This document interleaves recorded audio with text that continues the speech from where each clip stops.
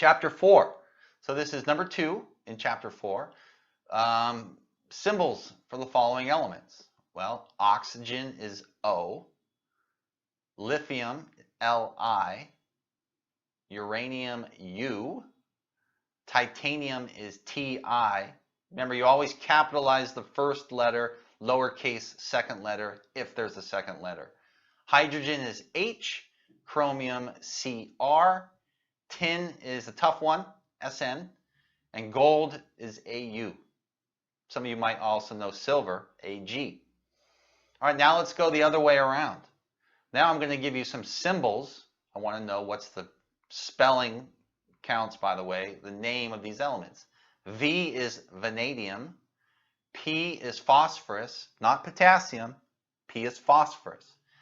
Na, sodium, As is arsenic, Ca, calcium, Mo is a tough one, that's molybdenum, and watch the spelling here when it comes out.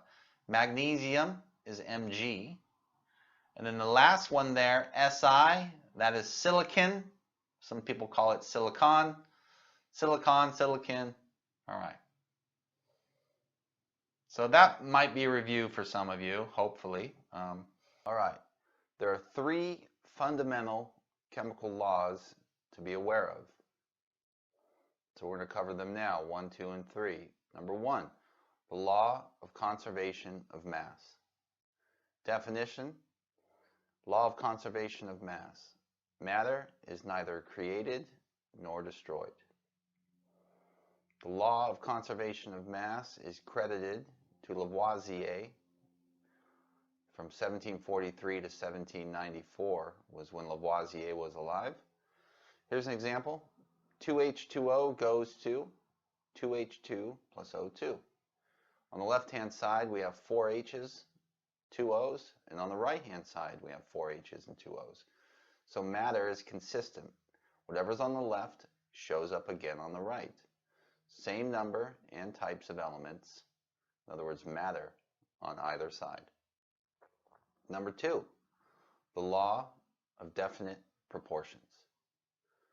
The law of definite proportions states that a given compound always contains exactly the same proportion, in other words, the same ratio of elements by mass.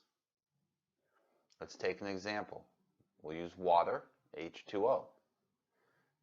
Most of us are familiar with H2O, and it has 2 hydrogens, 1 oxygen, of course.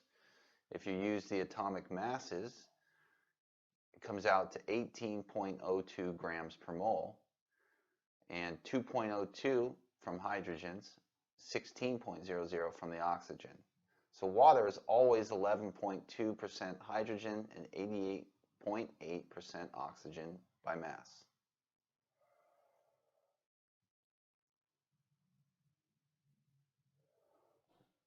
So, in other words, the ratio of hydrogen to oxygen atoms in water is always that familiar ratio, 2 hydrogens for every 1 oxygen, within the 1 definite compound, H2O.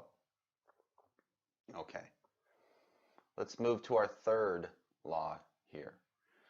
When John Dalton, we'll hear about him coming up in the next page of notes, when John Dalton was on his way to discovering the atom,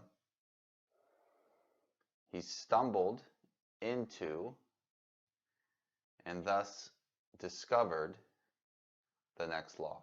This is our 3rd law.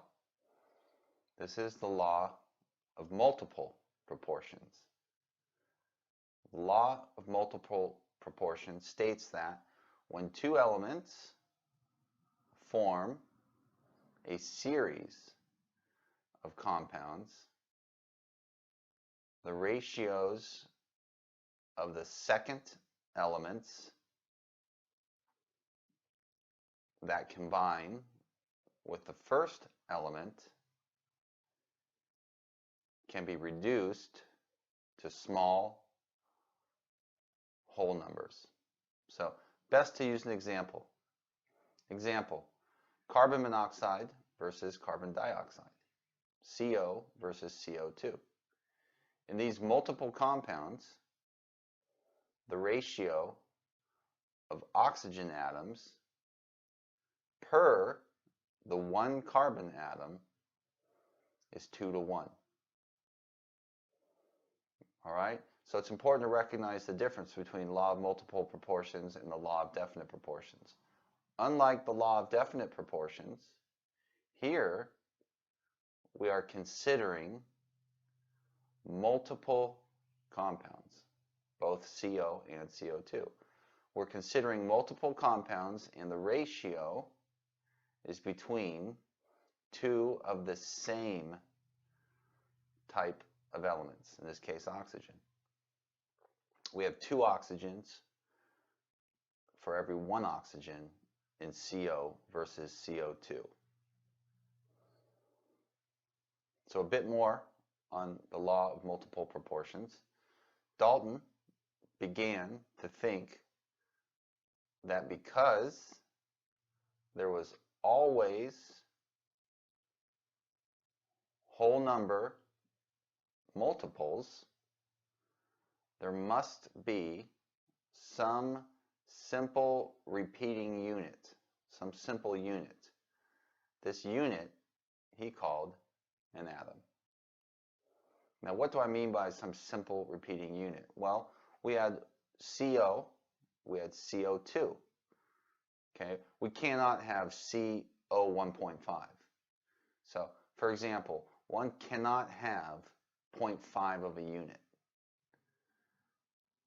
In other words, you can't have 0.5 of an oxygen atom. It's not capable of us to have CO 1.5. CO, CO2, CO3, 2 minus, etc. All right, here's an example. Consider 3 compounds that consist only of nitrogen and oxygen atoms. Compound X consists of 1.750 grams of nitrogen and 1 gram of oxygen. Compound Y, on the other hand, consists of 0.8750 grams of nitrogen and 1 gram of oxygen. Third and last compound here, compound Z, consists of 0.4375 grams of nitrogen and 1 gram of oxygen. Show how this data illustrates the law of multiple proportions.